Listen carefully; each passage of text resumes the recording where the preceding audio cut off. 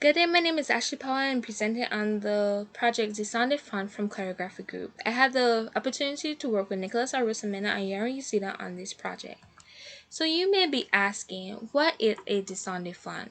Well, dEnfant translated from French to English means child drawing, but in math it is associated with a Billy map, beta, which is a partite graph on S whose back vertices are B, which is equal to the inverse image of beta at 0.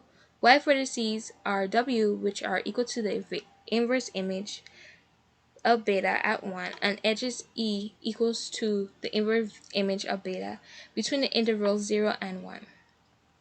So now the fundamental theory of a cartographic groups.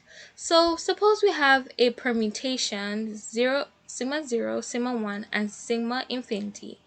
If sigma 0 times sigma 1 times sigma infinity is equal to 1, and sigma 0 and sigma 1 generate a transitive subgroup of Sn, then we have a cartographic group.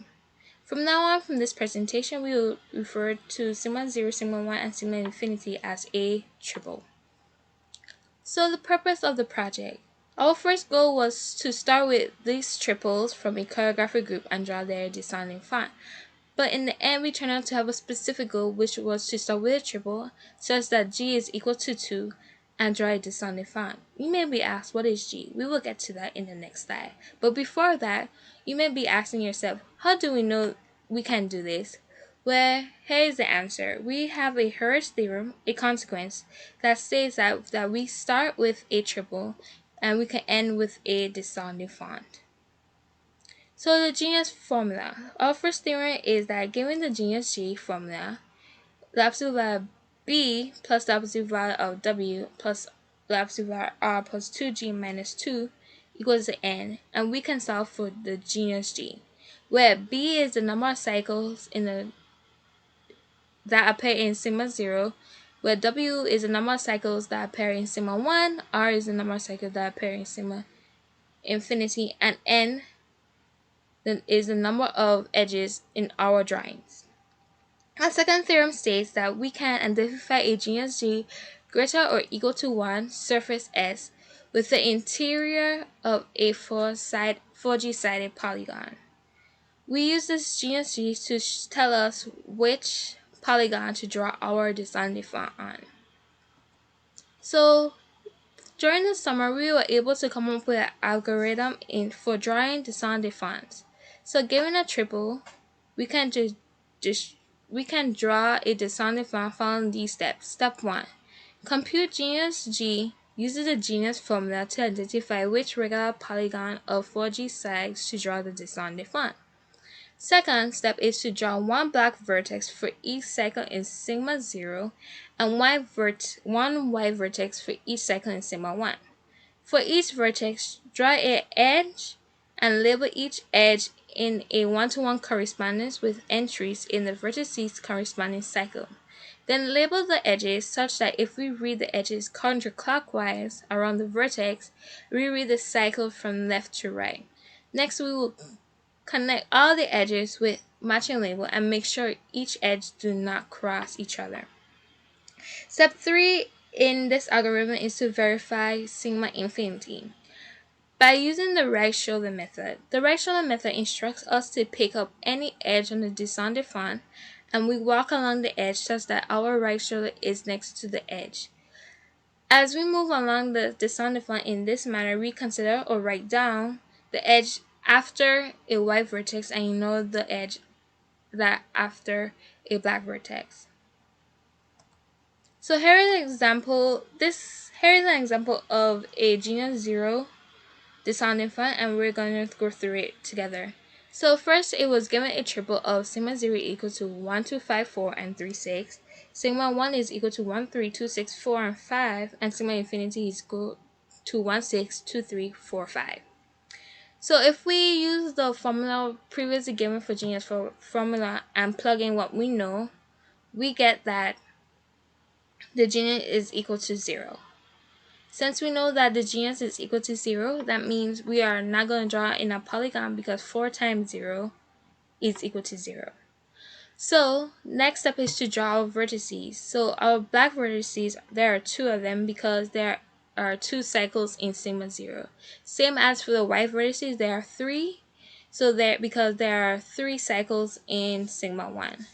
Next are to draw the edges for each vertices. These edges are from the numbers that are in each cycle. So in our first black vertex, you notice that there is a black vertex that is labeled 1, 2, 5, 4 in counterclockwise manner, which is our first cycle in sigma 0. And for the second cycle, for our second vertex, we have 3, 6, which is our second cycle in our sigma 0.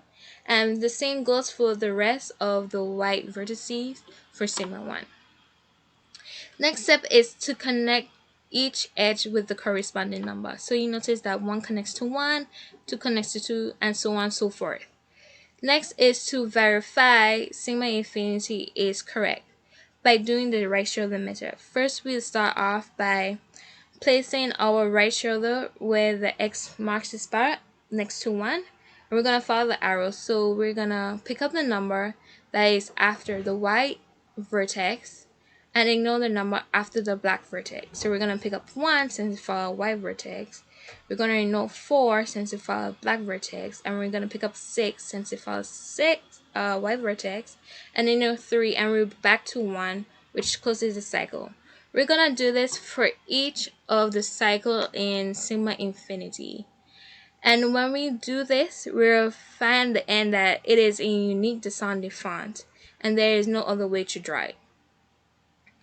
As a result, we were able to draw all 54 Genius 2 dEnfant example from the L series and module from database, the LMFDB database. And here are some example of our Genius 2 drawing dEnfant. You notice that it is drawn in an octagon. So because since it's a Genius 2, 2 times 4 is 8, which is an 8-sided polygon, which we know as a octagon. Here's a second set of what we have drawn during the summer. Here is our conclusion. We came to draw all 54 Genius 2 dEnfants from the 54 examples on the LMFDB database. Our future work including is adding the drawings of Genius 2 examples to the LMFDB database, and also to add drawings of other genera where G is equal to 1 or G is greater or equal to 3. Our acknowledgement includes here on acknowledgements, where I'd like to thank the Mathematical Science Research Institute for hosting us, the National Science Foundation, and the Alfred P. Salon Foundation for funding our research. I would also like to thank Dr. Goins, Dwayne Cooper, and Dr. Barrios for working with us during the summer, and I would like to thank Miss Sophia Martinez and Adrian Sands for supporting us through our summer research. Here are my selected references, and here's my contact information. And I would like to thank you for joining my presentation.